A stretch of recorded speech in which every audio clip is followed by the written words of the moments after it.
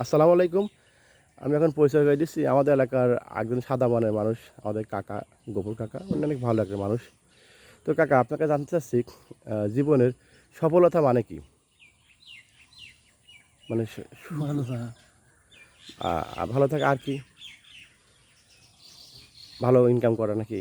ভালো ইনকাম করা, ভালো কাজ করা, হুম। আর জীবনের সুখী হওয়া মানে কি? সুখী হওয়া, ভালো হওয়া, ভালো হওয়া। আর কি করা? আর কর্ম করা। কর্ম করা। আচ্ছা। আপনার জীবনের সবচেয়ে বড় ত্যাগ কি? মানে কার জন্য কী করেছেন ছোটোকাল থেকে? তারপরের জন্য কাজ করেছি হ্যাঁ, মাঠে, হ্যাঁ। তাদের লেখাপড়া শেখাইছি। হুম। আর ছেলেবেলে বাদে বাইরে কারোর জন্য কিছু করেন নাই? বাইরে কাজের জন্য কী করেছি, ও, করেন নাই।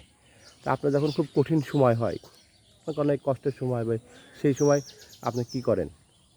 কী করতেন? যেমন মানুষের সাহায্য নিতাম। আর আর কী করতেন?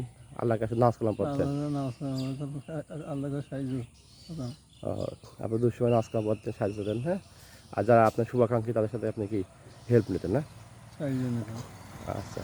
সবাই আমার এই কাকার জন্য দোয়া করবেন। আমার কাকা অসুস্থ মানুষ। আল্লাহ যেন তাকে ভালো রাখে, সুস্থ রাখে। ওকে, আসসালামু আলাইকুম।